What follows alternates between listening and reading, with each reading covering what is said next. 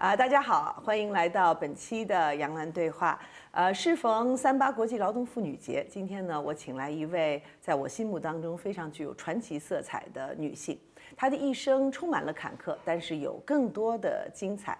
她是我心中的大女生，大胆做自己，大步走四方。那今天呢，她也带着自己的新的作品电影《灿烂的她》来到我们的节目当中。她就是惠英红，让我们一起呢走进她的生活，去看她如何在千锤百炼之后绽放灿烂人生的。你好，红姐。你好，你好。我感觉跟你好像神交很久，是的，是的。但是其实今天真正面对面的坐下来聊天，我非常的期待。因为我常常去看你的东西，所以我对我来说，我很认识你。谢谢，我也看你很多角色，所以我也觉得你不陌生啊。那太好了，我们就不用说那些客套话了，我们就直接进入主题哈。好啊。那首先来谈谈你这部新的电影《灿烂的她》哈，在这里边你演了一个奶奶，和自己的孙女在离别了12年之后重逢发生的很多感人的故事。其实也蛮治愈的一部电影，很有温情的一部电影。那也让我注意到这些年你拍了很多，我觉得是比较小众的女性的形象，她们有非常独特的个性，有些可能是反面的人物，有些是正面的人物，但是都似乎在过去的荧幕上很少见到这样的形象。所以你的表演常常能够给人留下非常非常深刻的印象。那这个角色你为什么会选他呢？其实我选剧本有我自己的一个定案吧。我觉得因为演员其实，在社会上，除了他会演戏，让带娱乐给观众，其实他有一个价值，就是他的声音能发出来。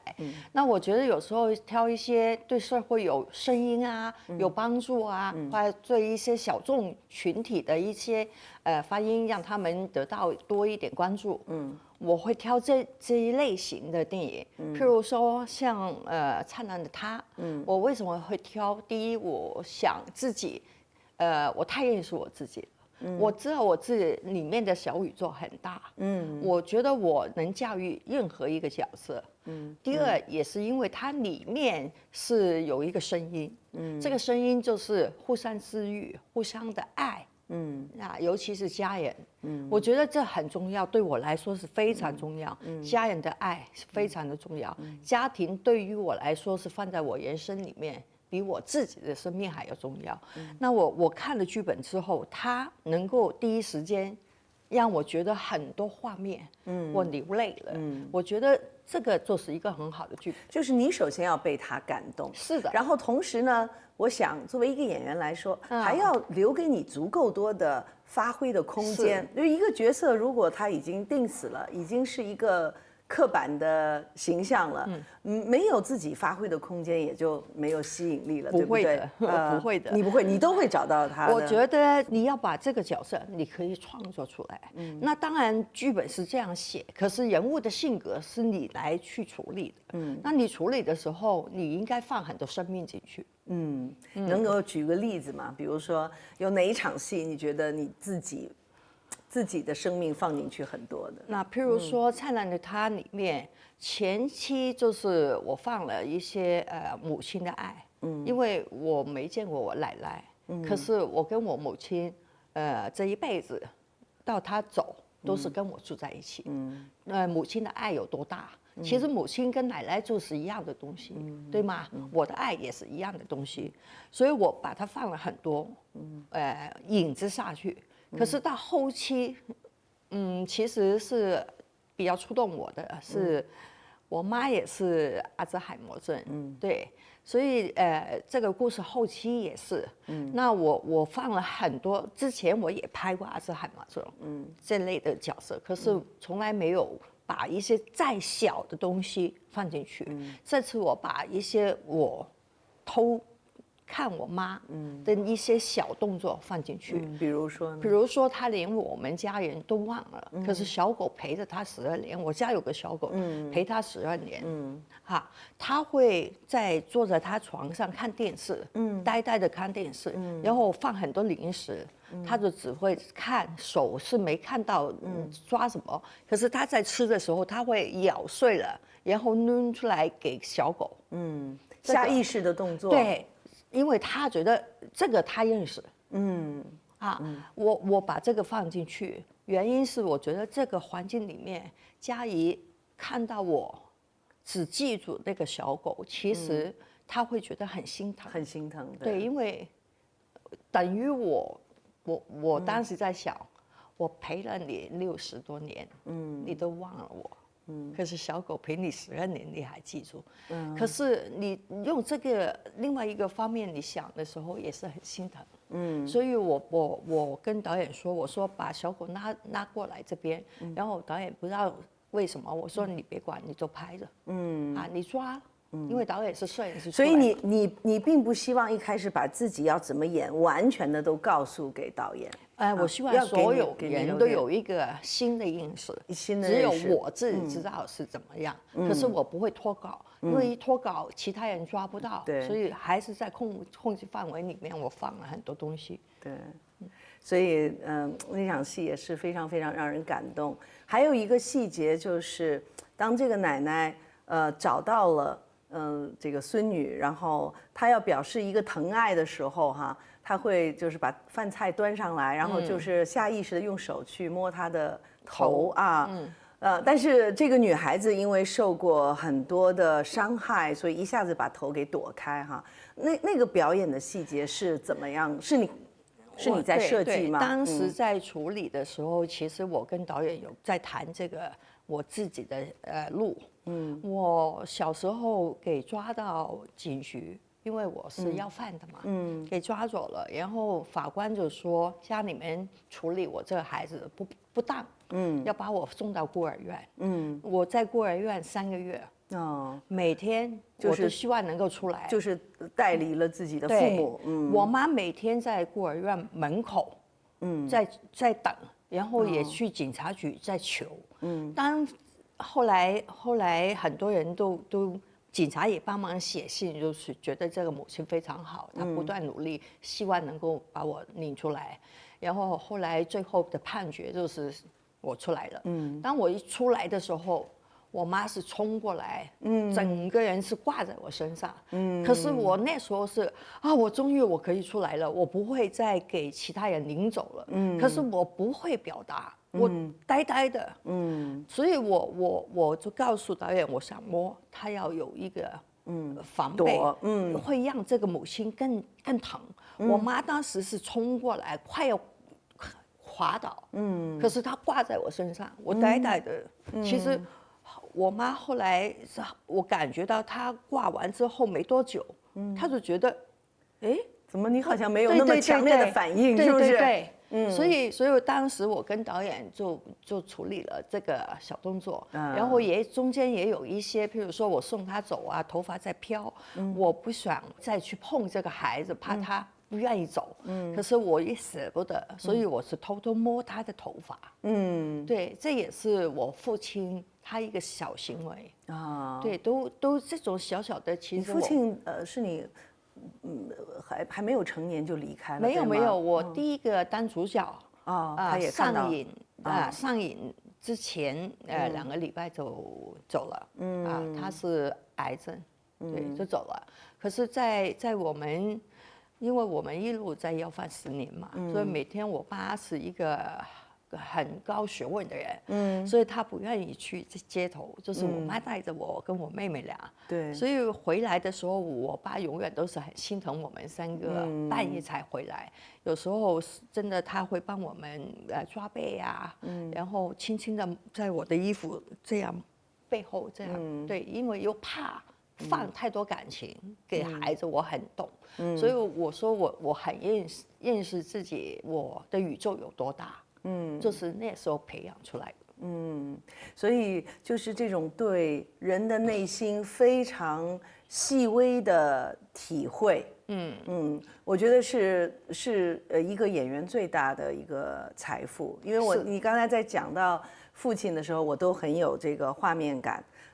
一个很有自尊心的男人然后又被生活逼到了一个死角啊，还要靠自己的太太和女儿出去乞讨。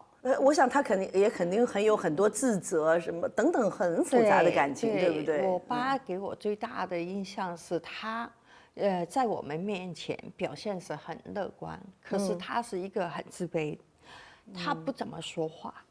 他不怎么说话，有时候我小时候没钱去读书嘛，那我的学问、我的打的基础都是他一手一手的教出来。他怎么教呢？譬如说我们没有买纸啊、笔啊，他就会在带我们去教，因为我们住在水塘，就是储水库的旁边公家屋，那边很多沙，就用那个好像拍电影一样，对，用树枝。教我们写我的名字啊，譬如说下棋怎么样去下，有黑白嘛，就是火柴，火柴一个是拔掉头，一个没有拔掉头，就是黑白。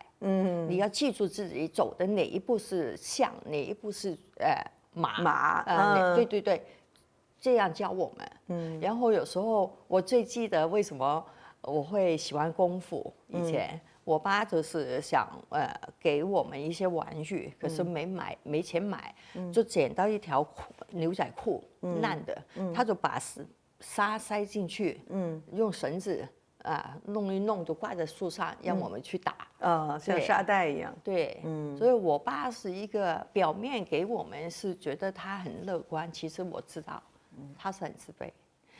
很多事有时候我妈因为也是辛苦人嘛，就有唠叨，有时候唠叨都过了，我爸就会拿着他的一个水壶，因为他喝香片就是花茶，拿着一壶水壶，就离家出走，对，离家出走，水壶水喝完了，他就自动会回来，因为他没茶不行，所以。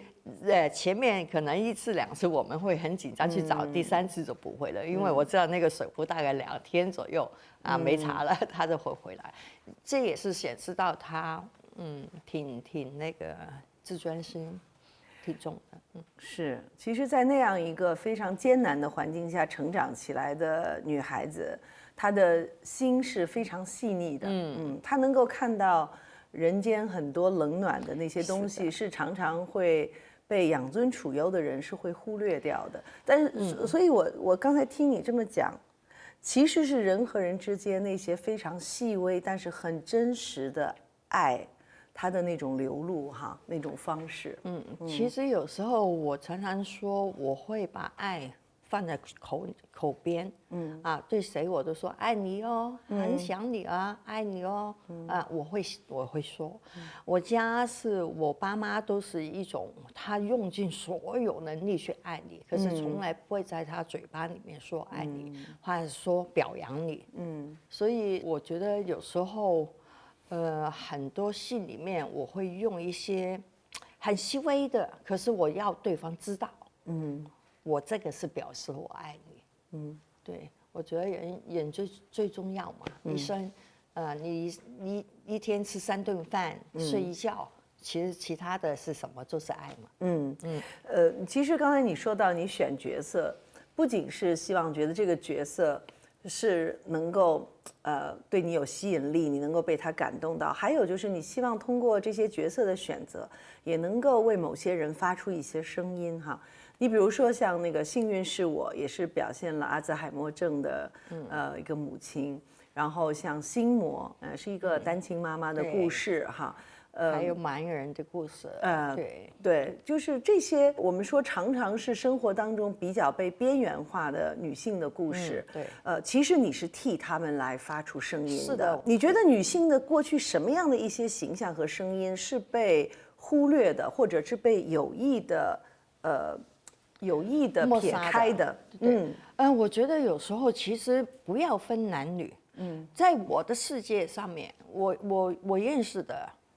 女的都是挺有她自己个性，她有她的力量，她有她自己能创造地位的。我不说其他人，在我来说，我说我也是一个个体，只是外表你看我是一个女的，可是我在社会我有一个价值，我这个价值是只有我自己认同的，我就觉得已经 OK 了。所以为什么我挑剧本会挑这种能发声音？我觉得我的价值除了我是一个演员，我能够照顾我自己，照顾我的家人，还可以表演给你们看，是不是我可以为社会做一些东西？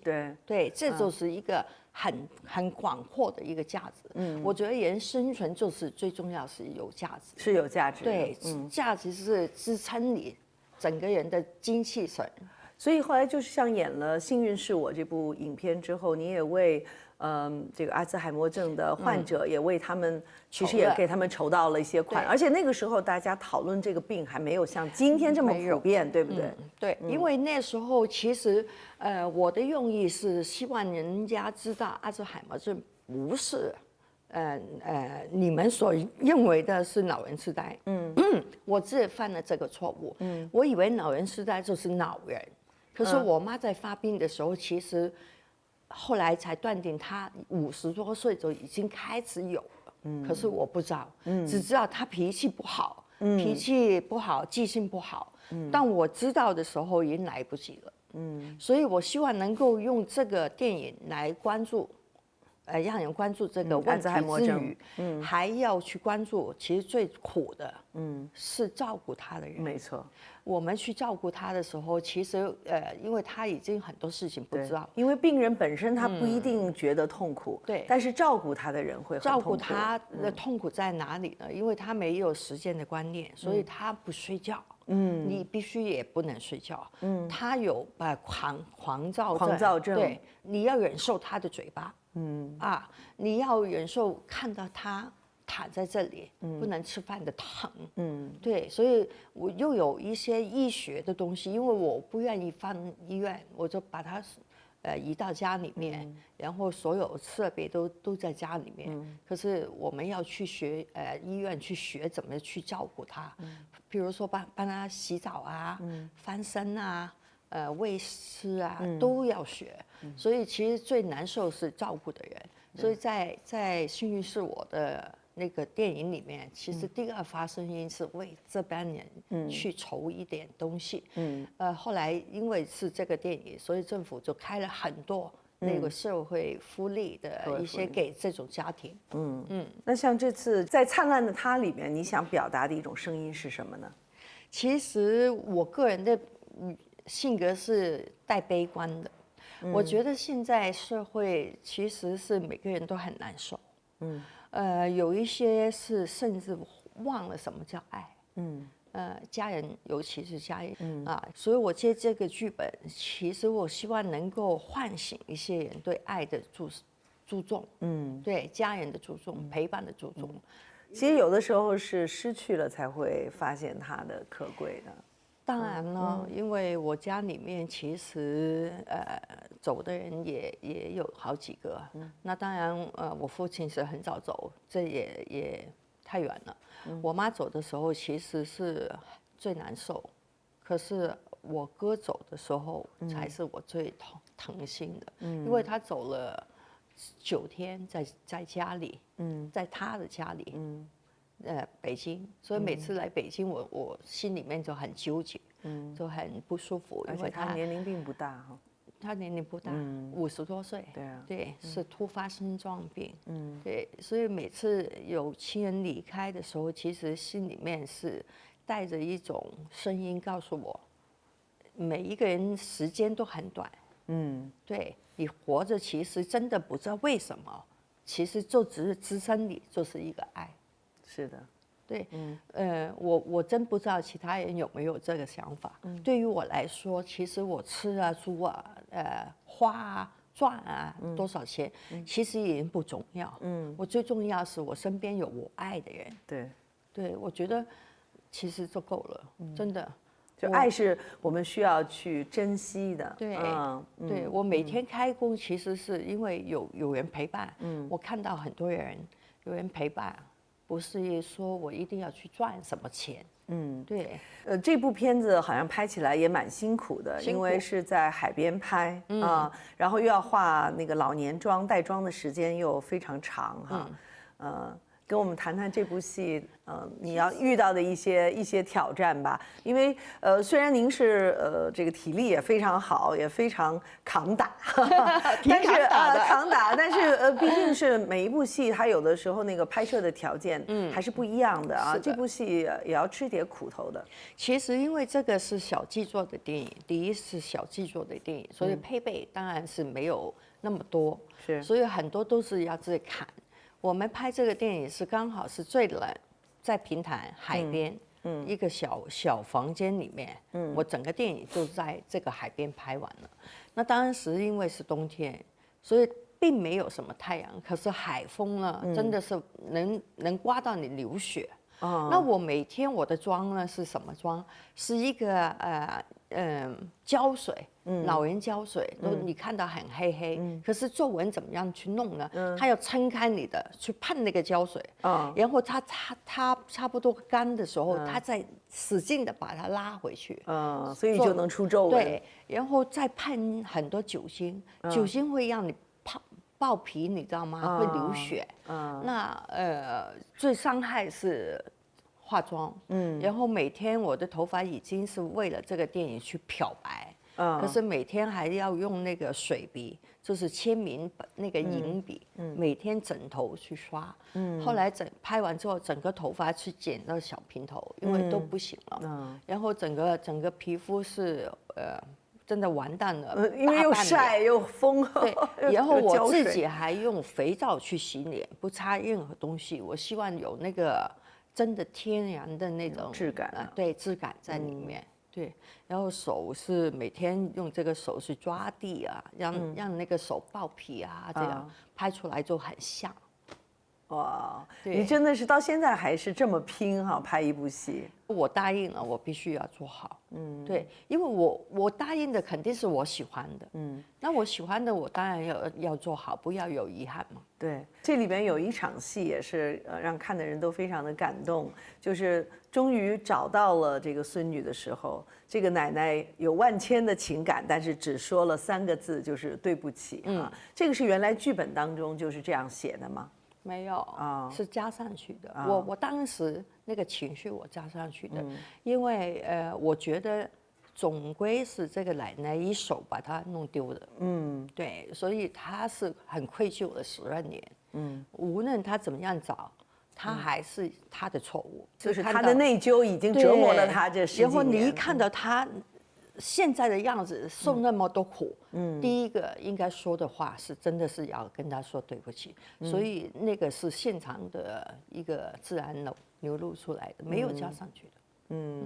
所以也是我想观众朋友们也都会非常的期待这样一部细腻的、温暖的、很治愈的电影，其实就是告诉我们说，生活中的一些最重要的事情，它往往以一种最不起眼的方式就在我们的周围，直到有一天你失去了它，你才知道它是多么的珍贵而我们要拼尽全力去把它找回来，就是这种爱和被爱的感觉。是的，是的，这是我觉得是生存的一个动力吧。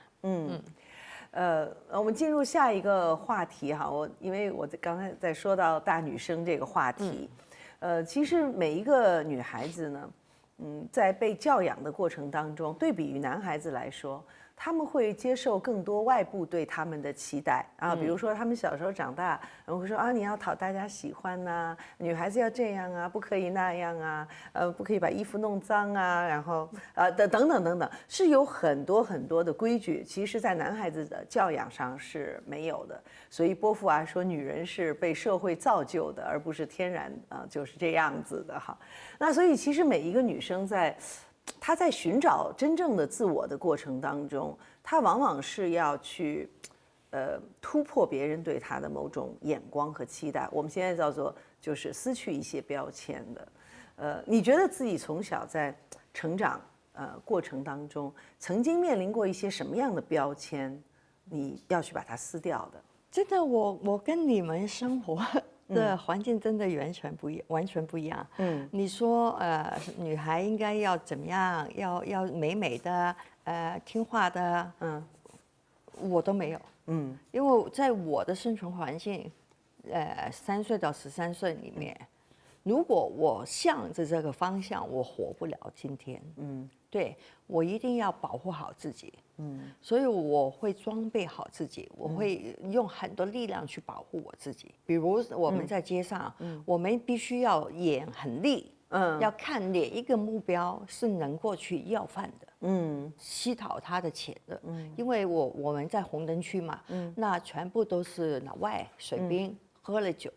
如果你眼不利，你找了一个暴躁的，他喝醉了，你过去问他，可能一脚把你蹬开，打你，都常常有很多危险。对，这种保护就是我必须要很醒目，我们叫很醒目。我要找对目标，或者是我找对了一个陪伴他的舞女、八女这种，我必须要很准确的，然后必须要赚到，因为我要养家，我必须要赚到，然后我还要知道我怎么样去让人家觉得这个。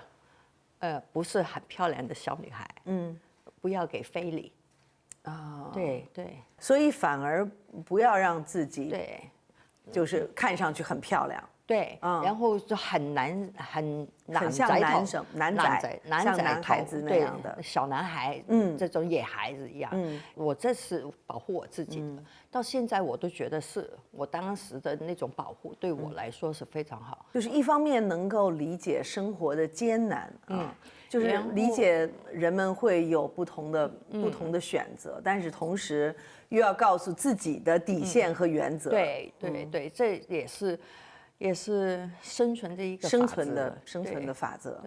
我反而觉得，我在这个阶段里面，我真的知道我自己，有多少的本事。比如说呢，比如说我会怎么样去认对那个对象，乞讨的对象，然后怎么样去用话来希望逗到他帮你买。或者是我怎样讨好，对，讨好也是一种生活的必须的。无论现在也是，其实现在我也是常常做讨好。讨好有时候不是要拿一些东西，要整个环境里面都很舒服。对，很多，譬如说怎么样去say no。很多。怎么说 say no 呢？譬如说我们有叫地盘，对，地盘你不能过来我的地盘，对，就因为我手下面有10几个小孩，那我是大姐你还是小孩的头呢，对小孩的头，我要保护他们的时候，还要保护这个地盘，我们会用很多驱赶的方法。对，第一当然是打架了，那第二当然是希望能够劝和，对。然后譬如说有时候我觉得那个更醒目的，把他带过来我这边，因为湾仔其实很复杂的，所以一个真的，我觉得这个听你讲，我都觉得很心疼，就是一个没有成年的小女孩，她要对这个社会的复杂，包括黑暗，她要有这么清晰的认识，还要保护自己，保护其他的小伙伴。太难为一个孩子了。我觉得现在想起来，其实也感恩的。我当时很快乐，当然了，不需要上课，对小孩是很快乐的一个童年。可是现在当然想，其实我失去童年。可是在想，其实我那么早就给我认识很多东西。对，我学懂很多东西，学懂如何社会的学堂。是不是啊？社会的学堂，其实对人性的了解，我应该是社会大学的教授。对，人情世故的，现在我看在眼里。很多小朋友问我的时候，其实我会很细的去跟他们讲解。那我其实很想问一个问题，就是生活在这么困苦而且没有保障的情况下，一旦出现一些诱惑，或者是某些捷径和机会能够赚到钱的话，会不会受到诱惑？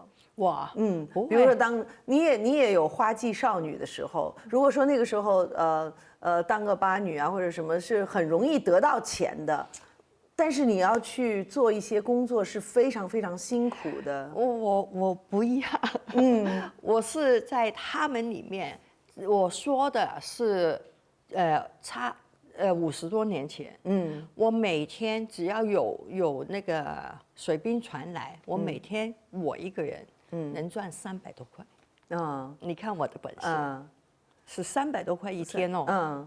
所以基本上不需要任何人有，我是用几个小时，我就偷偷的去荡秋千啊，去买自己喜欢吃的。我妈每次都会满大街去找我，她以为你还没有干完活儿，没有，她知道我干完了，也赚到了，其他的还几十块，我是最勤快的，用最短的时间赚到我应该觉得 OK 了，我就去。就是卖这些口香糖这些小东西，口香糖对吗？那个 chopstick，还有还有 playground，就是那个扑克牌。扑克牌，对，还有一些纪念品。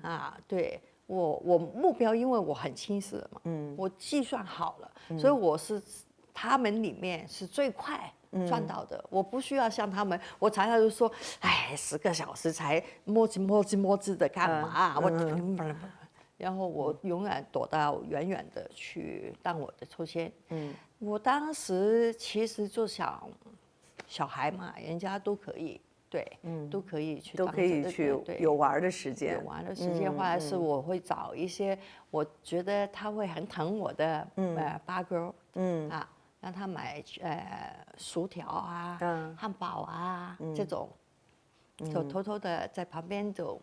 对，但是这个还是很辛苦的钱嘛。我就说那个时候有没有这种诱惑，说可以有一些捷径，可以让你挣到很多钱呐？什么？因为去引诱一个女孩子，不会的，因为我觉得有时候你的一个信心很明确的时候，在这个环境，我说的是在湾仔的环境，对，其他的我还没说。湾仔的环境里面，我的气场是告诉所有的人，我不需要，然后我真的能够让他们都喜欢我，也不会把我带坏。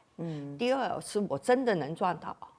对，所以其实，在那个环境里面，我觉得不需要担忧我能不能生存，或者是我会不会给带坏。OK， 那我们刚才讲到所谓的标签，其实，在你进入电影这个圈子的时候，在头几年是有这个标签的，就是一个打女，对吧？当你要想突破这个标签的时候，你会遇到一些什么样的麻烦？其实最困难的阶段就是你说的这个拍戏之后，头3、4年成功都不行，就是武打的，突然之间有一个武打的那么好，然后还算是美女可是当你长时间在打的时候，打到7、8年，你在比较的时候，你会看到钟楚红啊、张曼玉啊，他们都往另外一个路走。其实我是想这个路，可是你没办法，就是更文艺一点的，没办法撕掉你的标签。我试过好几次，偷偷的去了自己去抓机会，去到另外一个导演，希望他开戏，我都收很多小风，知道哪个导演在开什么电影，我去找到了，拍了1天，我的老板亲自到现场把我抓回来。对，因为他不想这个打女的招牌给砸了。可是我想去改路，我试了3次，第1次的机会就没了，就男与女。后来是给钟楚红拍了，那第2次还是我自己带着编剧，做小资料手指就是湾仔8女的一个故事，也是给导演老板给撤了下来。因为你知道吗？老板觉得作为打女这个形象是可以卖钱的，是的。但是你要拍一个文艺片，他不知道是否会卖钱。是的。我觉得其实有的时候你要撕掉这个标签，其实谈何容易啊！一个是你自己要有勇气去改变，还要去尝试，这个也不一定成功，对吧？另外一个方面就是，你已经是一个赚钱的机器了，对吧？就是因为有这个标签好卖钱，所以其实控制你的职业的人也不希望你去改变。是的，当时是我知道这个路不应该一直走下去，我太认识清楚，因为我喜欢看很多书，我刚才第一时间我就告诉你，以前我是每天看1本书，有时候看2本书，我知道这个路不能长远去走，我是一个演员，当然是能够广泛的，能打能演，能笑能跳，都宽一点，对，我一直在找机会，可是有时候时间不对就是不对，当时间对的时候，它自然会来。可是在这个过程里面，后来给淘汰了，真的给淘汰了，因为时间突然一转的时候，我还没办法。突然之间不是适应，我还没抓到机会，我还没抓到机会，已经给淘汰了。当时那个反应就是我一向都那么强，在小时候要饭也好，跳舞也好，拍戏也好，都是那么成就、那么突出的人，突然给说你 out，你 out，整个人是受不了。那时候就有了抑郁症，很严重的抑郁症，然后是闭门不出房门口，不是家门口，是房门口，房间的门口都出不了，每天都觉得自己垃圾。那个时候大家还对抑郁症这个医学的概念还不对，那你当时是怎么解释正在经历的一切呢？还不知道。那你觉得是自己发生了什么事情？我当时只知道自己很失败，你就觉得自己失败。以前那么成功，为什么那么失败？你那个突破口你突破不了。我觉得这也是垃圾，生存没价值。我一直这样耽误了好几年之后，我自杀了。对，在那一刻，幸亏我只跟我最好的朋友通了1通电话，就把电话拔掉。但他知道我家的电话，就找到我妹来救了我。我那时候就像开灯那种那个感觉。我惠英红不应该是这样。所以当时也是有一个好朋友，他受了外伤，然后呢，他知道脑里面出现问题的时候可能会有什么，他就用了一个基金。就筹款的一个慈善非牟利的基金来帮助这批人。那我是首批是给帮助的我才知道我自己是有病，我多开心啊！我是病，我不是惠英红失败。对，我可以治病，治完病我还是惠英红。我当时那个，所以其实就是认识抑郁症。而且不是把它作为一个个人的羞耻，而是把它当成一个病去治疗，是一个非常重要的一个观念。所以我看了9个月之后，医生觉得我是，当然这个病是永久跟着你，是你怎样跟他去做朋友，跟他是融合在一起，你怎么样去跟他去接受他，去压制他，或者是互相的照顾。OK，反正就是会跟你一辈子。那你要认识清楚，在这个过程里面，我读很多心理科，读很多这个病，然后读治疗师。我希望能够通过我去学，来帮我自己，去控制这个病。那我好了之后，我第一个做的是帮这个机构做了大量的访问，去推广这个病。不是神经病，它只是一个病，它不羞耻。你应该是去接受和去治疗它。它跟感冒一样，每个人都反反复复都会有感冒。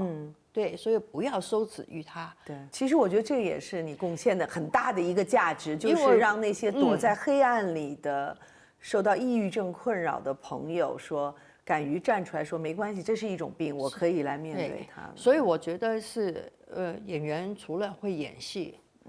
娱乐里面它有它的价值，我找到了它的价值，就是为社会发一些有用的声音。所以我在这么多年里面不断都会做这种事情，就希望能够通过一点点。你觉得发出这个声音能够给那些受到情绪病困扰的人能带来什么呢？也许你并不能够解决他的问题，但是你能够给他带来的是什么？带来很多，带来起码是社会不会歧视他，起码在政府里面拿了很多很多福利去给他们，也让这一批有些看不起情绪病的病人去非牟利里面，政府医院里面开了很多部门给这种，这已经是做很多，就是一个社会的一个支持的系统。对，你觉得自己走出这个，人生中的这个至暗的时刻，你是靠自我拯救的力量吗？不是，是靠什么？家人的力量。6年的时间里面，其实最受苦的是我妈妈，我所有的脾气，都发在她身上。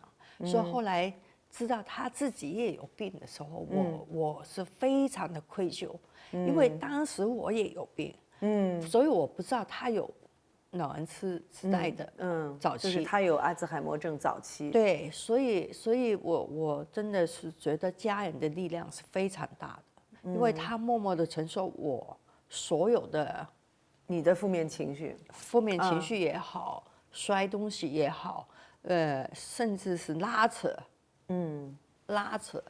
都去到这样，对。他有后来跟你谈到过当初就是对你最担心的事情？没有，因为我知道自己有病的时候，我马上回去告诉我家人，其实我有病，我没有说对不起，而是我告诉你我有病，我希望你们知道，我不是我的本意。对。你妈妈那个时候是怎么反应的呢？我妈是一个心胸很广阔的，她听了就听了，能起初是担忧的，能治吗？能治能治 ，OK， 她就这样。其实我知道她不是不重视，只是知道她不懂怎么样去表达，可是她也知道我太强了。家里从小所有事情我说了是，你说了算的，对，我说了算的，所以她也是非常放心。所以那个时候，在自己经历这个那么大的痛苦的时候，你现在回想起来，妈妈会用一些什么样的方式来表达对你的这种爱和对你的担心，包括对你的这种看护呢？其实她很默默的，她只会做好吃的，帮你做洗衣服，都是母亲该做的东西。可是他从来不会说，你有病，你很烦，或者是怎么样，他不会，从来没有，他不会。对，就是拿着那个汤，就真的是跟着你屁股走，喝汤啊，他都知道这个东西你喝了对你身体好。可是他不会说在这个时间段你别烦我，你让我安心一点。或者是我躲起来，会舒服一点。所以在我发病的时候，我还不知道自己有病的时候，谁都不知道我是不是在家里，因为我家是好几层，我在最顶层。我有时候故意给他们看我出去了，我偷偷的回房间。就没有人知道我在不在家，你就把自己彻底关闭起来了，彻底关闭，因为我怕他只要看到我都说洗澡啦，你洗澡了没有啊？你喝了它没有啊？这种当时的那种爱太浓了，给我太浓了。当我知道的时候，其实我觉得非常的愧疚，因为我当时觉得太浓，所以很推他出去。可是。后来慢慢也知道他有病，他能力越来越低的时候，我真的希望他再逼我，再给我，可是来不及。人生是有很多这样的遗憾，但是现在想起来的话，当年你有病的时候，妈妈是这样的，陪伴着、照顾着。后来他病重的时候，你是陪着他、照顾他啊。对呀，我跟我妈是真的是2个人一条命嘛。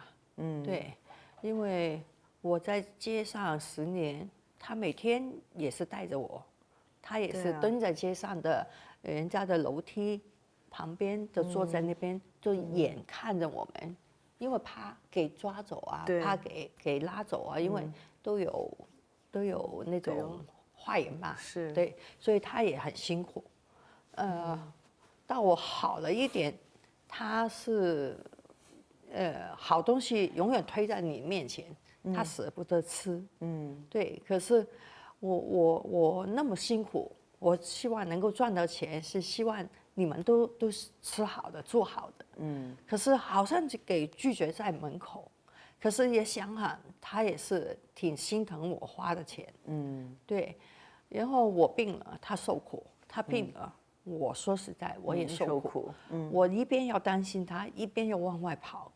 工作要拼命的，喜欢的不喜欢的我都要做，因为花费很大。可是我要他最好治，已经没办法治疗，可是给他最好的那个时间段。母女一场啊，母女一场，对，所以非常深刻的情感的这种揪在一起了，对，长在一起，麻花拧在一起，两个麻花拧在一起，一条麻花。可是这也是我的幸运吧，因为真的有这么好的一个母亲，其实也没话讲。那你要自己离开这个苦海啊，能够不断的再往前发展，其实是要有内心有很大的一个力量的。走出这一段的抑郁症，然后要开始重新启动自己的事业。这个你当时心里最强的一个信念是什么？我在想，就是这个力量来自于什么地方？也没有自暴自弃，为什么？我从小都是，我觉得我是一个会成功的。只要我觉得只要你想做，其实可能过程很辛苦，或者是很痛苦，可是总会往目标走。对，我重新出发的时候，其实最难受是那3年，出发前3年，出来之后那3年，你碰了很多不同的嘴脸。对，比如说我也没问你借钱，也没问你求过什么，我只是回到我原底工作的单位，然后当一个小配角。可是为什么你们的给我化妆化在梳头的，就把我看得扁扁的，然后就说一些当然啦，没钱回来啦，那种。可是我没得罪你，我也没有说我问你要，也没有说我比你穷，对吗？很多这种故意的，让你非常非常难受。是的。然后尤其是在工作上面，他故意弄到你没办法好好的去工作，太多了。那3年其实每天都告诉自己，不为赚那个钱，你要赚那个价值观，生存的价值。我人生的生存，为什么这个价值是我定义是我对我自己认同。我有本事，还有我背后我有家庭，我要让他们好好的。对，我负担很多，我2个肩膀很累，我必须要撑起来。你一句话不能打倒我，从来不行，从来都不会。所以不仅仅是一种忍耐和忍受哈，我要做给你看，让你改变。无论是一个小角色也好，或者是怎么样也好，我必须要把它做到。你的目标看着我，什么时候你觉得他们看到了你是不一样的？不能小看了你。作品出来的时候，其实口碑是很重要。口碑的风向往哪靠？你给我举个例子吧，就是哪部电影？譬如说我在拍一些电视啊，拍一些电视可能只是一个小配角，在剧本里面只是有一个名字，常常会出现这个。可是你要怎样把这个有个名字的演到最后面，重点放在你身上。观众导演舍不得把你剪掉，观众能够也会因为你会去会评论你。那如果你妥协了。你就是有个名字，而你不妥协，你要花很多精神，花很多时间去把这个研究，然后不让现场的人讨厌你去抢，不会让人家觉得哎，你互相给戏，人家会感谢你，这是很难做，很难做，很难做，又要表现自己，又不能让别人感到受到威胁，其实很累，我每天都处于这种环境里面，但是只要有一点点空间，就要去表现，能够自己的这个你不能能去力。伤害到人家的福利，可是你不能够因为这样而把自己放低变成透明，对绝对不能透明。每个人都要有自己的一个位置，一个价值。这个价值你怎么样去把它放在表面上能看到？其实是用很多。你能给我举一个例子吗？就说刚才这个电视剧吧，你演一个什么样的小角色？你要就是一个怎么样能够出戏呢？就是一个师奶，就是一个师奶，就是什么叫师奶，师奶就是师傅的师，奶就是奶奶的奶就是师奶啊，师奶啊，师奶，师奶就是这师奶，对，在戏里面师奶，你说多空泛，对，都没有就没有，如果你没有去放心下去，你就变成师奶，对，跟个枭雄里面。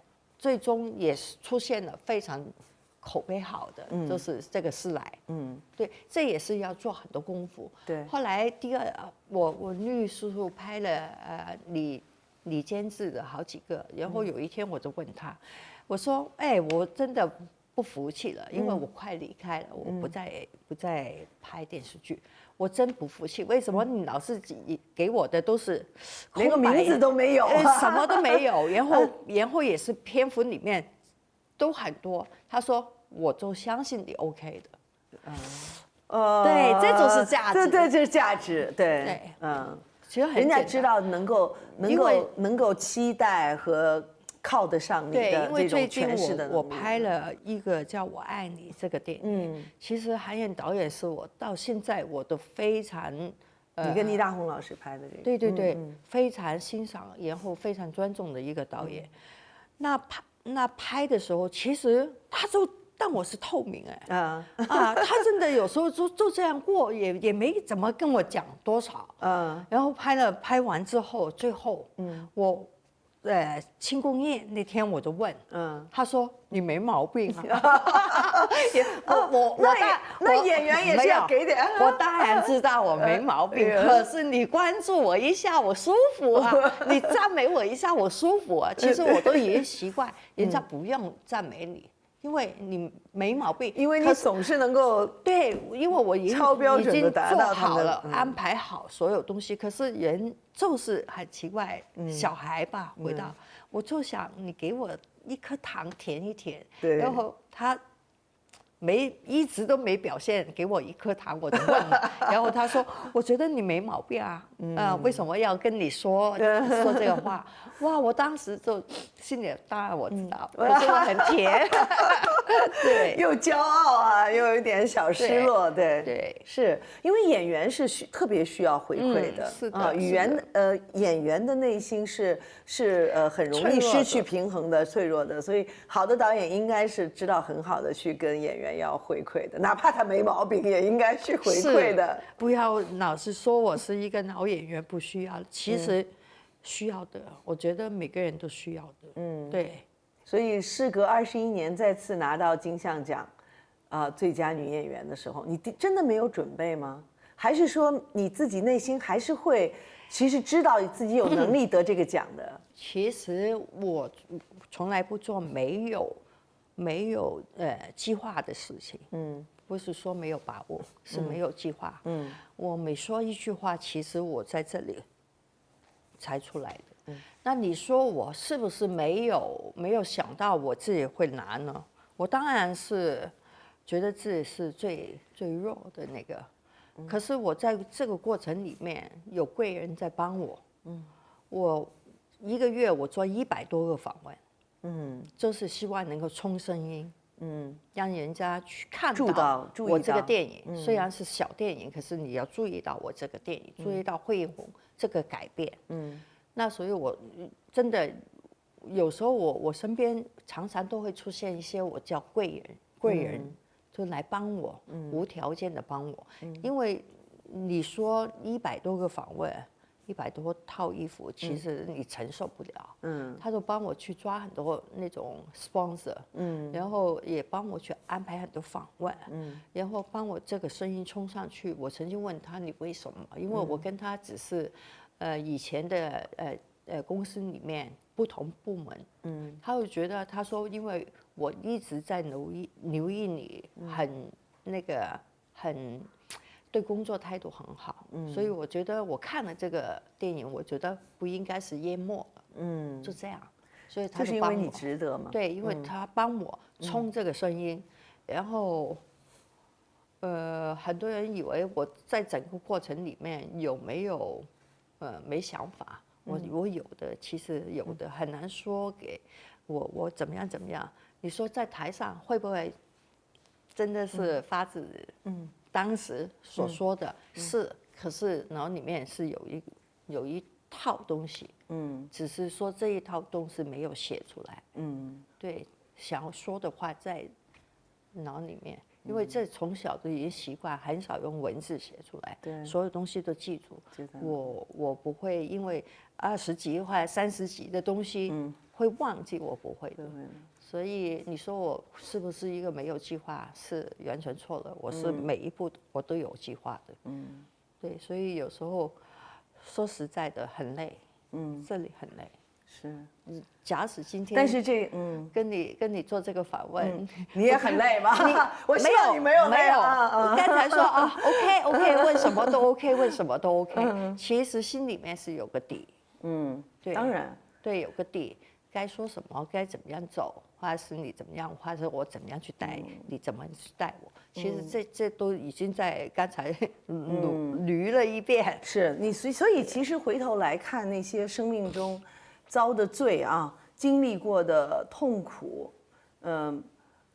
当他经过时间了这个发酵之后，他会有一些新的东西出来，是吧？对的啊，你现在回头看，即使是那些很痛苦、很有失败感的，那些时候，其实它也不是可以被浪费掉的。对，所以我常常跟所有人说，今天也再说一遍，当你遇到困难的时候，如果你觉得自己很年轻，遇到困难你就放弃，其实很笨。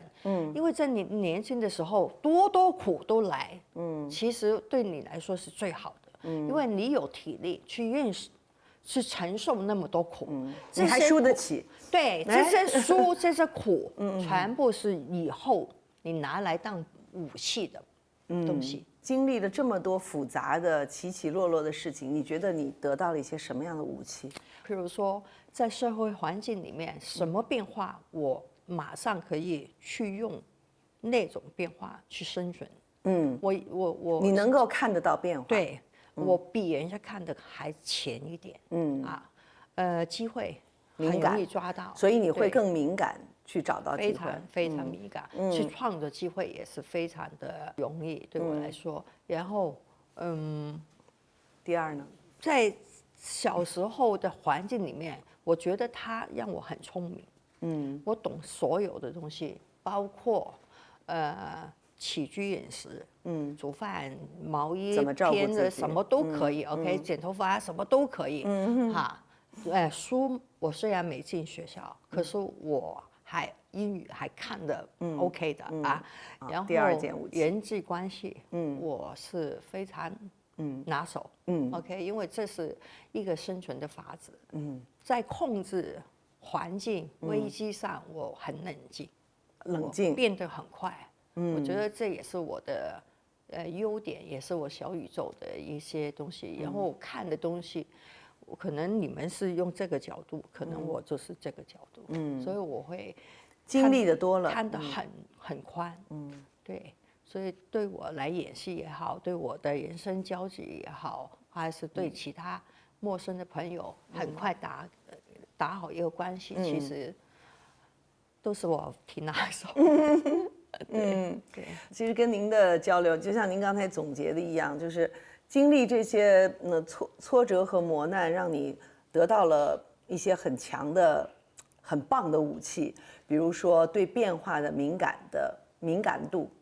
第二呢，就是让你尽可能的学到了很多的本领，因为尽量不去求别人，要自己来解决嘛。第三个就是对于人情世故的这种洞察。使得你对人性有更加深刻的认识。其实你不觉得这正是一个演员最需要的本领？你能够对这个角色有最深刻的一个体察，你知道他这个时候这个眼神，你知道他这个时候为什么那么难过，但是眼泪没有掉出来，因为这个就是你懂得人性，懂得人生，才有这份理解的，所以对吗？我刚才就说，年轻有苦难其实是好事，真的是好事。可是我太早，开除我们并不需要那么多苦难啊。但是如果你遇到了，对你可以把它变成好的东西。对，变成好的东西。我所说的苦难，在不同的人的环境里面，可能苦难就不一样。他看法苦难就不一样。譬如说他在读书，他觉得他没进步，这也是一个苦难。你懂吗？对。在我的环境里面，我的苦难是我。从小到现在，那个生长环境啊，或者是我活动的环境不一样，我的苦难就是这样。那你说我已经从小就习惯了，我刚一直强调我会很累，是这里，因为我习惯了，我先换位思考，所有事情先想人家，再想自己，然后作为人家，我不想看了，我不想也去研究了。可是你的习惯有时候。很快你又忘了，对，你又忘了，所以有时候，我觉得，虽然年轻有苦难是好，可是，能挑吧，最好能挑，不要让自己太累。对。你有没有特别羡慕的那种人？你啊？羡慕我？羡慕所有女性，都有她自己的位置，然后很多书。读很多书，有大学啊、硕士啊这种，我最羡慕，因为我做不了了。但是每个人是没有办法选择自己的出身的，但是他可以选择以后的人生，就是我们还是有的选的。是的，是的。其实我觉得有时候每一个人都可以强一点，对，特别是女生吗？特别是女生，最重要，我觉得是有个方法。这个方法如果你要想人家，倒不如先想想自己有多少的优点，或者有多少的缺点。我觉得最难去了解的是自己。如果你把自己琢磨好了，其实你是最强的一个人。对，因为你知道自己的优点、缺点在哪里。对，但是有一个日本的服装设计师叫山本耀司。他有一个名言啊，他就说这个自己这个东西一开始是看不见的，你只有把它和周围的东西去碰撞，反弹回来，你才会知道什么是自己啊。甚至有的时候是跟非常强大的敌对的东西碰撞在一起，是的，你才知道自己是什么。所以比如说你能够忍受什么样的身体的痛苦和精神的痛苦，你能够。用什么样的方法去学习？你即使再难，你也不会做什么样的事情，这些都是自我，是的，都是自我的这个边界。是的，认识自己，其实所谓的好处、长处、缺点，其实都是在碰撞里面的。譬如说，人家怎么样去鄙视你，委屈你，你才知道这反弹有多高。对，或者是我妥协，因为你的价值不是他们来定的，对，是你要自己来定的。我有多强，我怎样去对抗你们？其实这就是碰撞出来的东西。人生中有很多的遗憾，我们每一个人也都是有很多的不完美哈。你现在还会跟自己较劲儿吗？还是说可以接受？两者都有，有时候是要接受的，有些事情是不能强求。可是你说，较劲嘛，我觉得是推我往前走的一个动力，我不能放弃，这是我永远都不能放弃，因为我觉得我放弃，我会很快跟生命脱离了，我好像是一个空壳。如果我休假，我最近休了1个多月。我已经不行了，我昨天必须要工作了。我昨天整理行李上飞机的时候，哇，我心里面很兴奋。我说哟，我工作了，我工作了，因为这就是我生命的一个动力。所以不能。所以我们最应该在这里庆祝劳动妇女节，对吧？因为我们也是劳动的妇女。那我们要喝一杯啊，劳动，喝点水啊，来，庆祝劳动妇女节。其实男跟女，不应该有分高低。我是觉得是一个平衡，互都有相平等的互相去机会，对，互相去冲撞，才知道谁的优点在。对，其实女性很多优点。但是你知道，在现在的社会评价当中啊，因为女性还是很多时候是处于被动的一个状态，所以很多。而且首先我要打断你这个被动的状态，其实是你愿意接受被动，还是你要反被为主？非常好。对，这个还是你接不接受的问题。对，那我想说的是，特别是在影视圈，那么人们对于所谓青春啦、美貌啊，这种各种焦虑啊，是比较明显的哈。你怎么看待这些焦虑？其实往往是因为女性，特别是女性演员。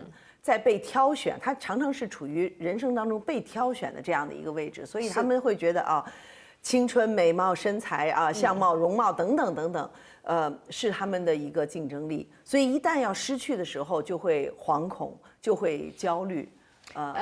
以前我试过有很短时间有这个焦虑，觉得自己我还没老，为什么找我的都是要当妈妈？我真老了吗？相对次要的角色，很多问号。我真老了吗？可是后来我，太多钱搭我的时候，我反弹，我觉得演员不需要美貌，不需要外表，我价值在哪里？就是我的实力。对，所以我觉得有时候。当然，好像女演员是给挑选的。可是，如果你的实力很大，这种挑选是不是你告诉他你来挑选我？是不是？是拉你过来挑选我，而不是求你来挑选我。这是两个不一样的东西。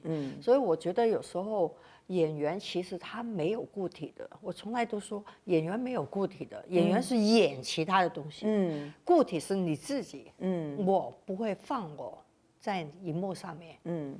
对，我样貌当然我没办法改，可是我不能把整体惠英红搬在每个角色里面。所以我要去演人家的，所以我自己是没有固体的。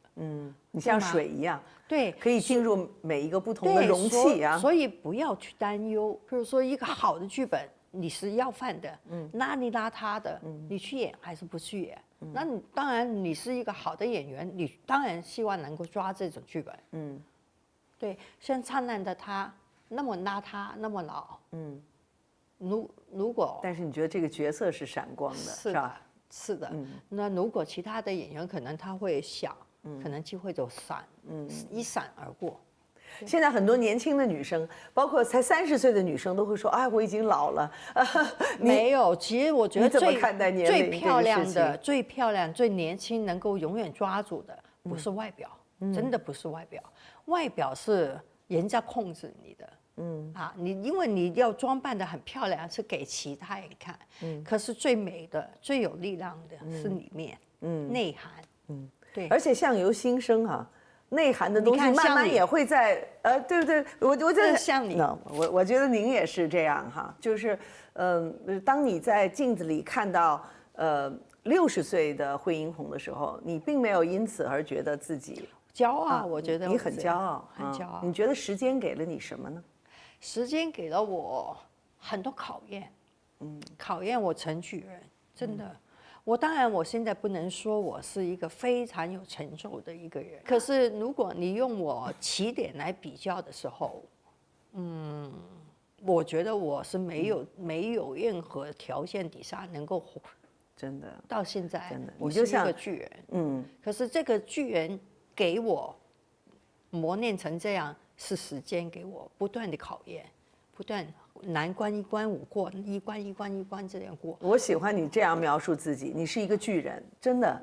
因为我每一要跨过的东西太多了。你知道我每一次我第一次说这个话，今天第一次说，每次我跨过一关的时候，我心里面我会告诉自己，惠英红你就是这样。真的，因为很多关很难跨。对。可是每一关我跨过之后，我真的觉得。很棒啊，真的很棒，就像一个小草能把一个石头给顶破一样。真的太不容易了。因为容不容易不是旁人知道，有时候只有我自己知道，容不容易。不容易，很多事情不容易，尤其是在你说的环境底下，人家挑选变成你来挑选我，这个很难。对，这个很难。把被动变成主动，对，是很难的。这个很难。这个其实有的时候就是只有时间能够给你这份底气和这份实力的。其实我觉得每一个人都可以，真的都可以，只要你告诉自己不要太容易妥协，因为我看很多。真的是非常好，我就说演员吧，对，其他东西我都不说，说演员很多真的非常好，可是因为太多磨砺，太多困难，还是太多嘴脸吧，他很快他的志气，他的那种刀那种力就慢慢磨化了，他妥协了，其实有时候真的小小的一个时间段，可能就是一个最大的机会点，你眼睛看亮一点。就知道这个是机会，这个不是。你最近有没有看呢？贾玲导演的《热辣滚烫》？我真佩服她。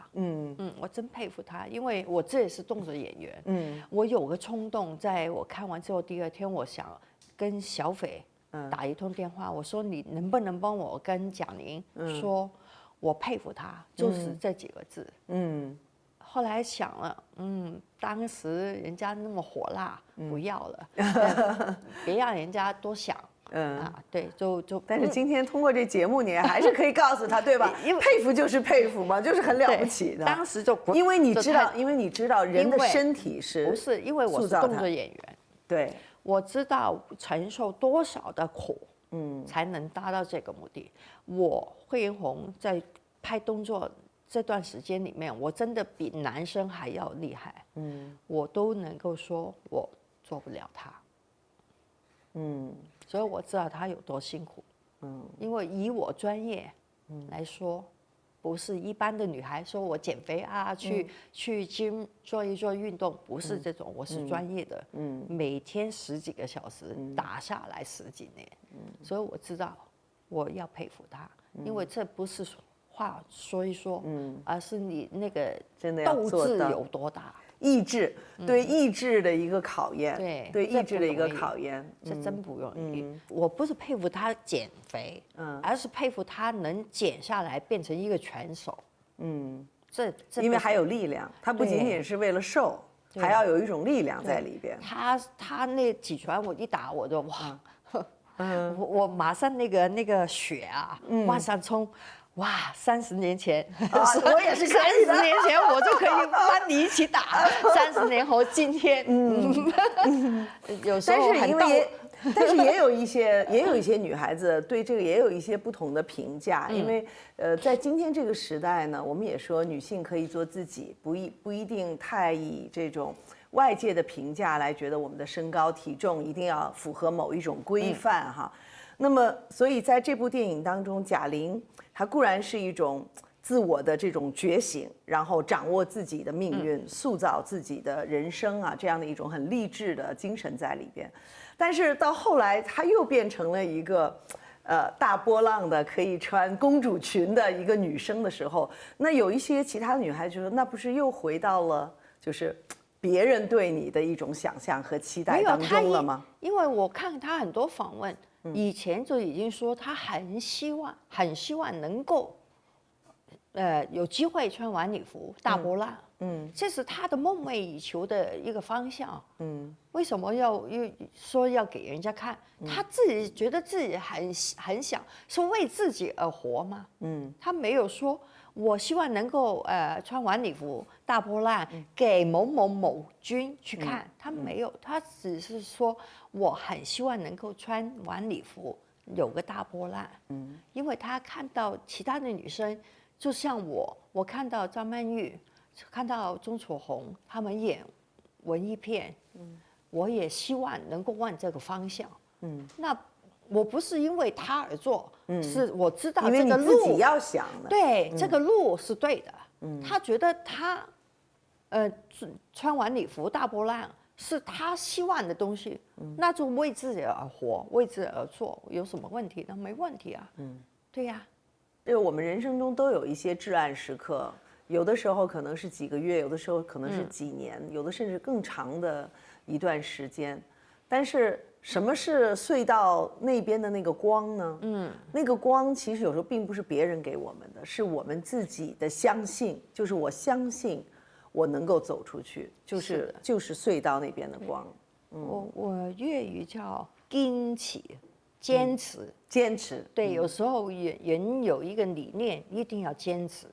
其实坚持不一定能成功，可是你不坚持，你肯定对，肯定失败。对，而且就是在别人不看好你、不相信你的时候，你一定要相信自己。是的，是的，你相信自己。是给自己打气，我觉得是这个很重要。我是有时候真的我自己也会碰到瓶颈口啊，这场戏应该怎样，这个角色应该怎样，恐惧，因为你去到某个位置，人家觉得你非常 OK 的时候，你不 OK 其实是很丢脸。我不知道其他人怎么样，我觉得非常丢脸。这种情况的时候，我还很恐惧。我恐惧到真的是会，也是第一次说。那种压力大到我的汗是可以这里哗啦流出来，冰水，对，我会恐惧成这样。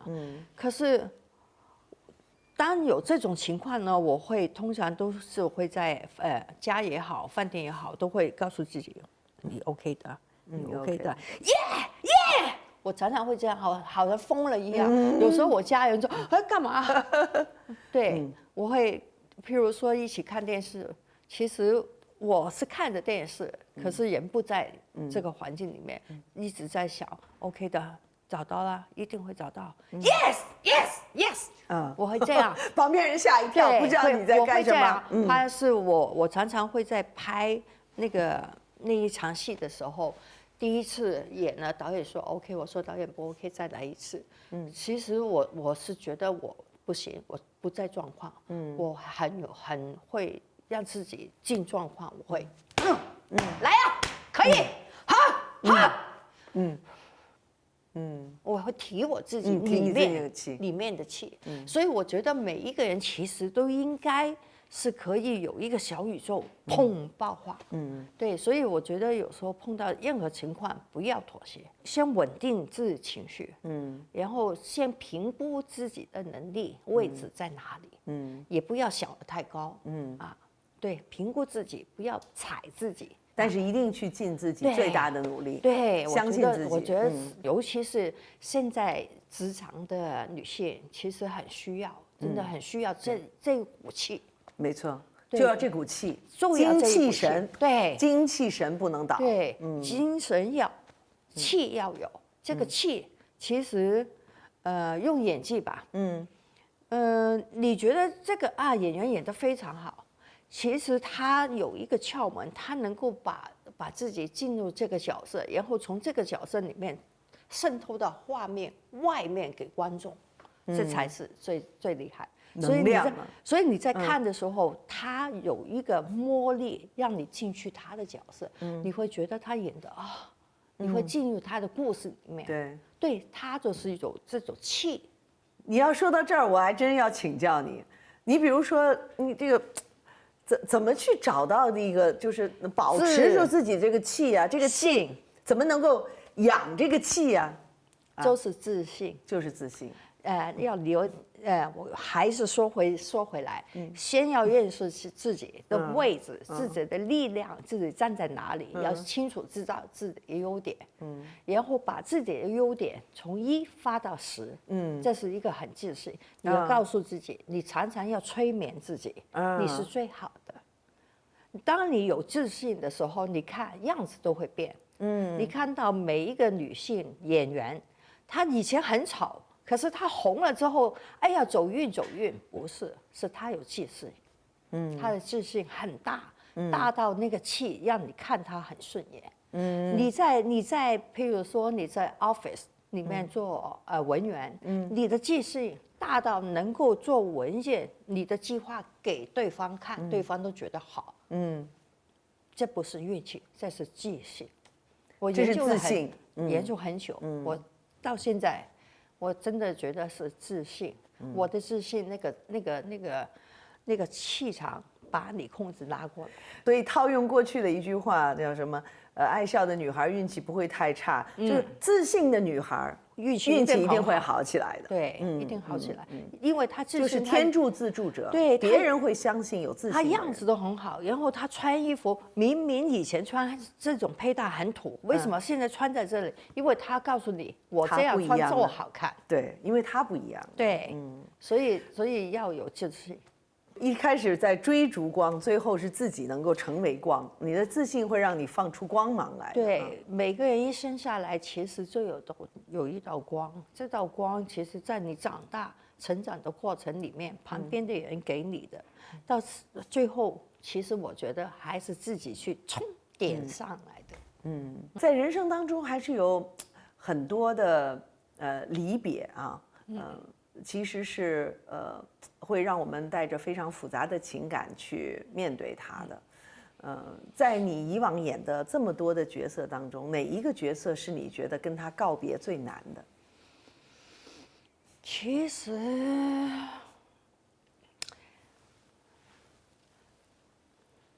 说实在的，最近《我爱你》是我真不想告别的一个电影。我真不想。因为第一，我觉得，那么平平的一个角色，惠英红，能够把它拖出来，让观众能看到它存在。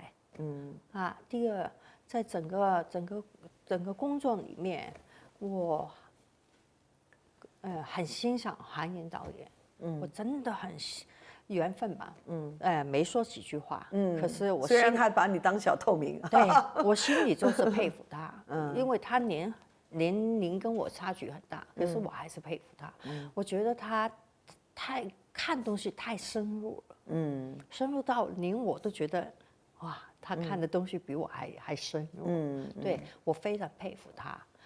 所以到现在，其实我都希望能够，明天拍续集，明天有这个通告，对，对，因为那个通告很长，时间很长，3个月90多天，每天都在开。那时候也是疫情很严重的，每天都提心吊胆，对。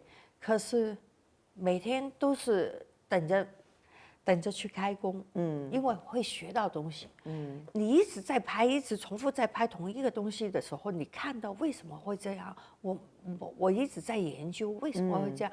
原来导演有看到另外一个角度啊，原来，我在他身上我，比如说什么角度是你之前没有想到的呢？他是用事物的角度，不是拍摄的角度，是人体事物看东西的角度，他视角，对。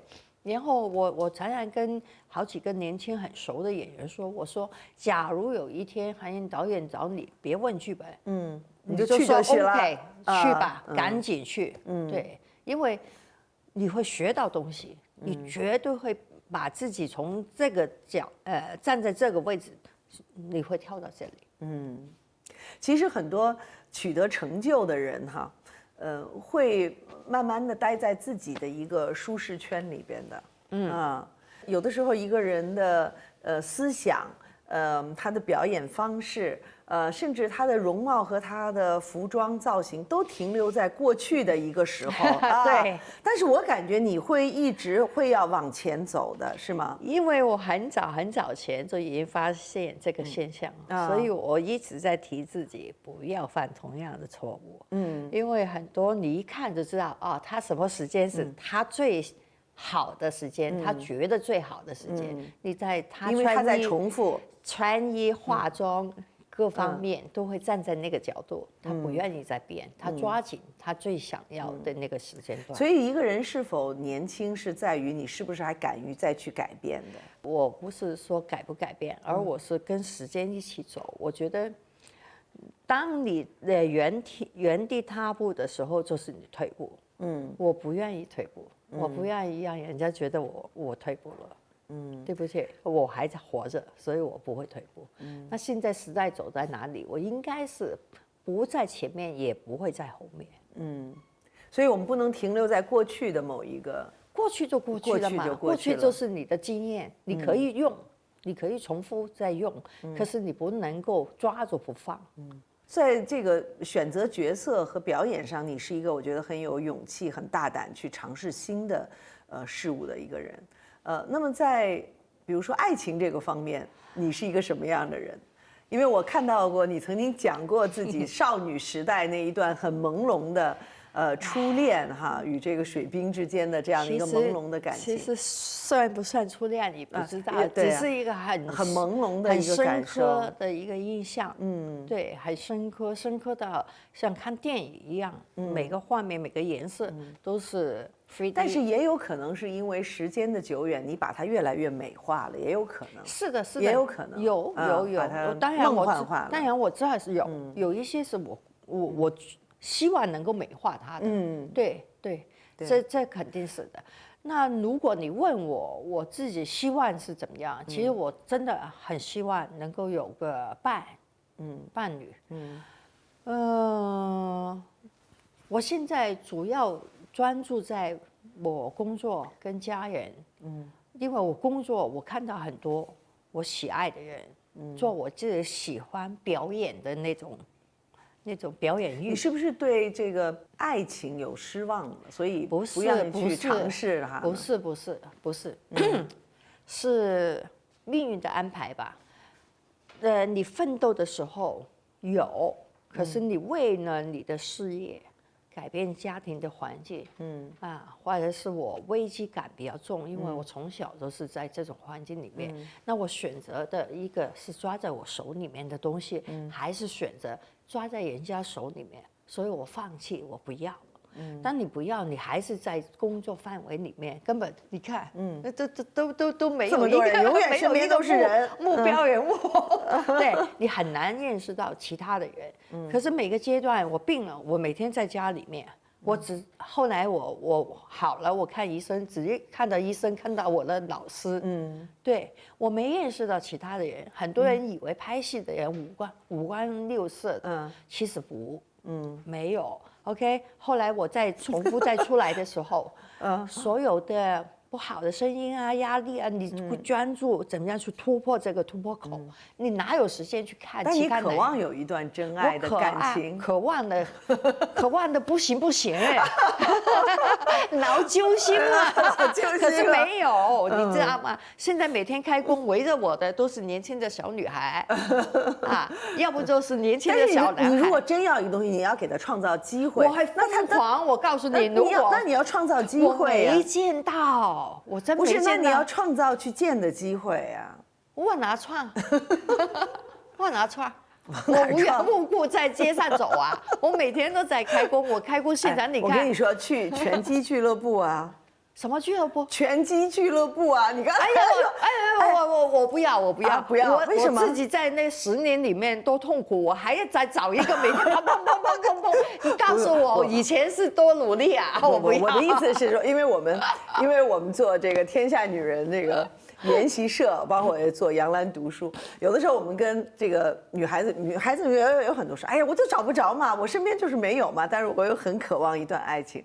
那么其实有一些所谓专家哈，有时候我也会跟他们说，因为你没有好好去找，因为你自己有，不是你觉得很容易，其实很难。是，但是你要给他时间，你才有可能找到。我时间我给了64年啊，那你没有谁笑啊？你64年每天都在工作。就你一定要，比如说啊，就是有的女孩子是你如果认为找到一段好的情感对你真的这么重要，那你真的就是要留出时间，而且要想你比较中意的那些人他会出现在哪里，你也要出现在哪里啊，要不然这个机会它永远不会被动的等来的，你知道吗？哎，其实也是第一次在画面上告诉你们，你说，其实我是不开工，我是锁在房里。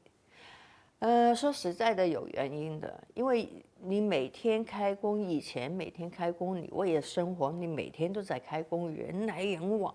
你开工的时候，其实那种精神的压力很大。当你不用开工，其实你希望没有声音。想安静一会儿。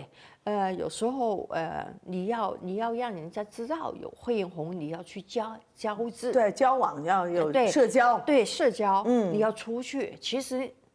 也是工作的一部分，对吗？我会工作的一部分。那其实也不是太享受。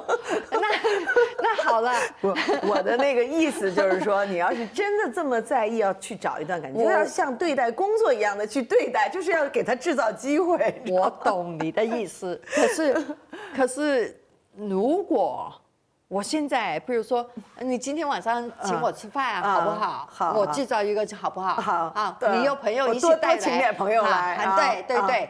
可是当没有我的 target 的时候，我都觉得我在工作，我都很疲累。可是我很疲累，我还要装着在演戏，让大家舒服一点，因为要想人家的环境，让大家舒服一点。第二次就别搞我了，别搞了。所以精力不够，精力不够了。最后面想说的就是精力不够，真的很累。我只希望他在街上，对不起撞到你就是我就追着他了。其实对啊，就是你还是要给自己留这个可能性的嘛。那的确有可能。好，我明天就满大街走。有时候身在福中的人说话真的不怕站着腰在说我吗？在说我吗？对，就说你幸福的不行，你就别说很容易。我不觉得很容易，我只是觉得你要给他时间，尤其是我们不会随随便便发生。我告诉你，尤其是越老越难，你知道吗？当我这个年龄的时候，我找一个同样也是60多，谁不是有老婆有孙子，对吗？OK， 他说都没有，他是否精神有问题？你会想很多东西，对吗？就是选择的空间少了一些，少得很，真的少得很。那如果比如他比你年轻呢，你可以接受吗？不行，为什么？你这么老派的吗？我照顾年轻一点不行吗？我照顾我家里真的很多小孩这样，我为什么要你要照顾？他也可以照顾你啊。家人对我很重要。我知道，我是说，如果有一个年轻一点的男生，你都没给我说完。我说我已经照顾一辈子，照顾那么多人，如果再来一个他比我那么年轻，他的小脾气一刷，我又要去照顾他，那我不是拿苦来吃吗？我希望，其实我从小，我并不想当老虎。我常常说我不想，其实我心里面，是想当猫来着。一个小女孩，最好啥事情都不要我管。我不是所有东西我都那么聪明，只是环境逼我。生生把一个小猫逼成了老虎。对，其实但是这个老虎工作完了以后，还想像小猫一样对，可是没体力了，又躲回家，躲回窝里面，躲回窝里去了。对，所以，如果真的是上天给我一次机会，可能是1个礼拜后我们就公开，我绝对公开，因为公平嘛。对，我不会说我没有还是怎么样，我绝对公开。你们喜欢，不喜欢，老娘喜欢他。对，其实人生到了这个年龄是可以随心所欲的。不要影响到其他人的 OK 了。对，就是我可以用一种非常自然和真实的方式来对待自己和对待自己的感情。我觉得每个阶段，30、60或者是80，其实每个阶段每个10年都可以。其实我觉得凭着良心，不伤害的其他人，做自己。对，永远做自己是最好的，你会最享受，因为所有成就都是自己的。对。你有什么业余的爱好呢？我多得很。你刚才说又会做饭，又会织毛衣，是吧？都会。但是你真正喜欢的，你享受的，不是你必须要做，而是你喜欢做。要分很清楚。我煮饭，如果我当时情绪很好，我会叫很多朋友家人来的时候，我会很show hand，OK，就是炫耀一下我的厨艺，把厨神搬出来，我真的是一个厨神，OK，是在这种环境，我会很喜欢煮10个菜就在1个小时里面10几个菜每个菜都冒烟那种，对，我会是这种很喜欢的。对，很喜欢。可是每天当所有人都这样的时候呢，就不想就不想了。对，可是我还是会做，可是我心里面就会跟自己对话。好累啊！为什么不帮忙？对，你有没有想过自己还可以选择另外一种生活方式？比如有没有你特别羡慕的一种生活方式？你比如我很羡慕人家会那个登山的人什么的，但是我知道我做不了，因为我一到那个海拔高的地方我就头疼的不得了，我就没办法。但是我很欣赏那个能够什么去攀岩呐、登山呐，这种我都做过啊。啊，我年轻的时候都做过。可是现在我觉得我有风险，所有有风险的东西我都不想去做。就是说，如果人生可以完全选另外一种活法，你会最喜欢哪种方式？如果你问我，你一出生有选择的权利，你会选择什么？我会选择当医生，因为我太喜欢了，然后我觉得你喜欢当医生，这个天赋是，那就是照顾别人了。那医生就变成一直在照顾别人。可是我真的觉得我对于这一方面我是挺有天赋的。对，因为我这手上拿着也是有一个治疗师牌。对。在我没读之前，其实我一直都在网上看人家动手术啊，这样啊，然后我会预批那个病情大概是怎么样，然后再看他的预批。对，你那个时候为什么要去考一个心理治疗师牌？先治疗我自己吧，我要知道那个方向，我要知道那个技巧，才可以去处理我自己。你后来发现自己到底是为什么会有那一段的抑郁呢？其实从心理分析来说，会是讲到抑郁某种过去很难，抑郁很难告诉你是有鸡还是有蛋，谁先很难。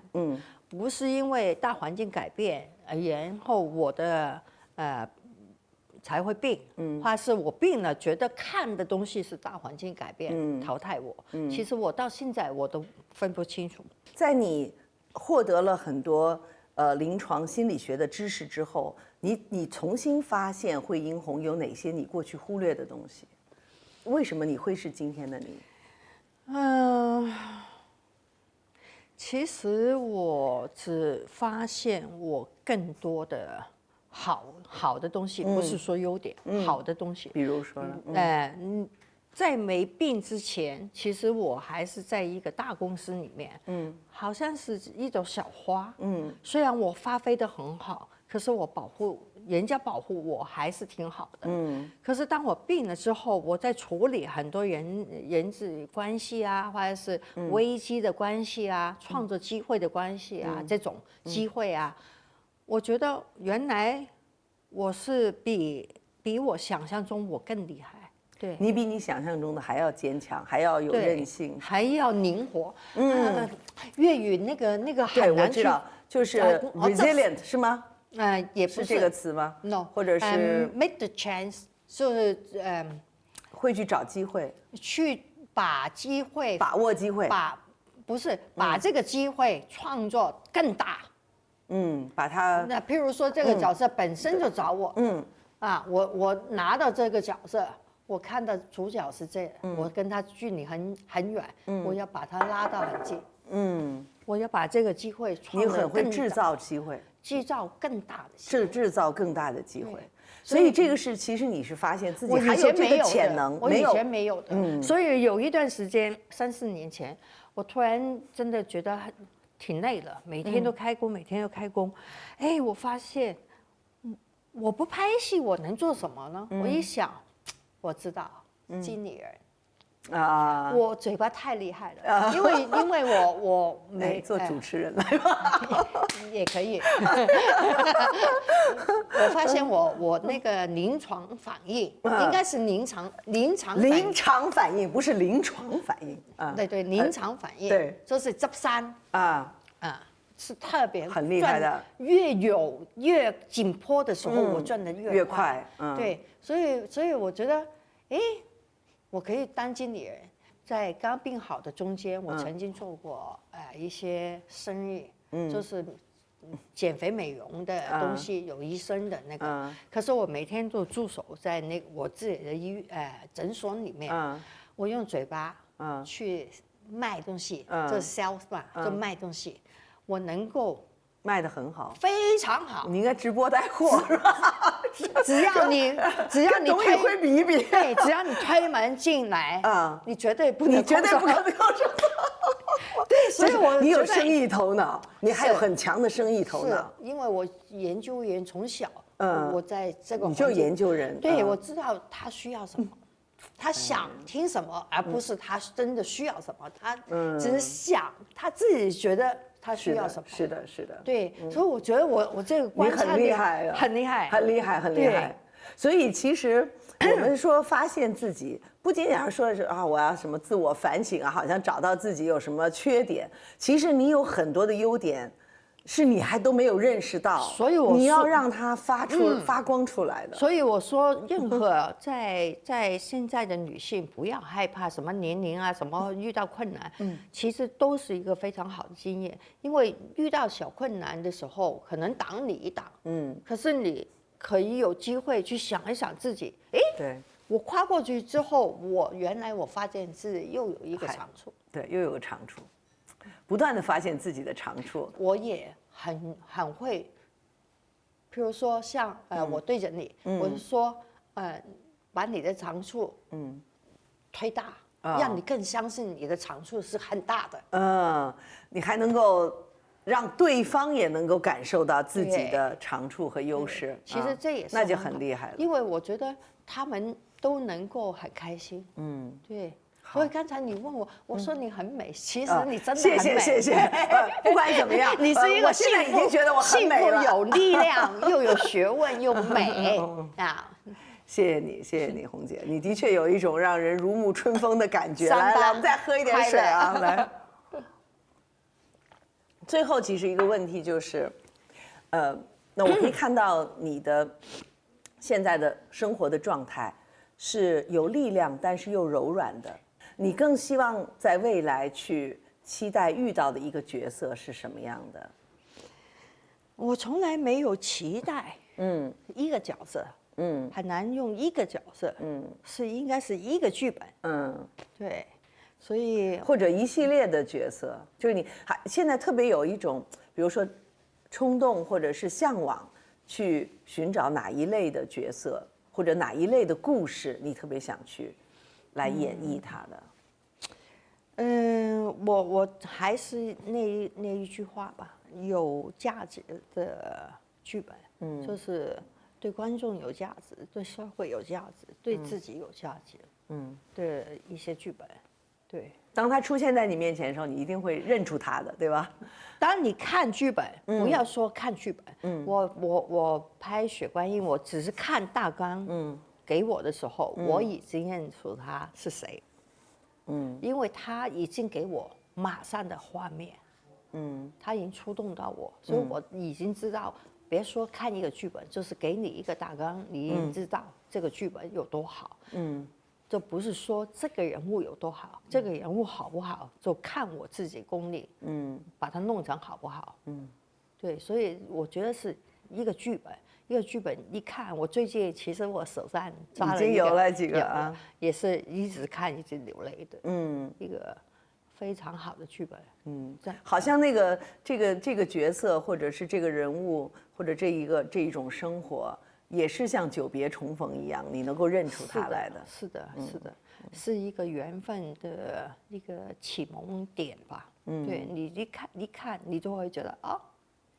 我知道怎么去演。对，因为有时候我经理人看完这个剧本，看完一些剧本就觉得，这个剧本，我说我已经知道怎么去演，已经知道怎么去。要是我看完很兴奋，我马上就发个短信给他，我知道。怎么去演？他就已经知道这个剧本我演出来了。所以今天呢，在节目的最后，又正好是女性的节日嘛，对那些年轻的女性，能不能送给她们一些话？可以啊，人生没有机会重来再重来，所以我觉得时间是每个人都很公平的，生命也是很公平的。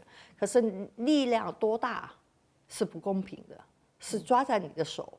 我觉得你自己把自己的力量发到有多大，全靠你自己。所以成就是你自己的，享受也是你自己的。所以不要觉得女性应该乖乖的，不是。每一个人在社会都有他发挥的价值，上天安排你下来，肯定有个位置要你去处理的。所以我觉得遇到困难不要去退后，往前冲。过了之后呢，其实你会看到，原来自己跟刚才那个是不一样的。柳暗花明又一村。是的，是的。所以也非常感谢红姐来到《杨澜对话》这个节目，又是在女性的节日，所以也向所有的姐妹们祝节日快乐。无论我们从哪里来，无论我们未来还要面对一些什么样的状况或者是不确定性，但是相信自己相信自己，你的信念就是你最好的保护。也希望大家呢在不断的焕发自己内在的力量的时候，也保持一种柔软和敏锐不断的去发现变化，寻找机会，创造机会。对，还有创造机会，还要享受人生，享受人生。对。好，先从享受今天开始再见。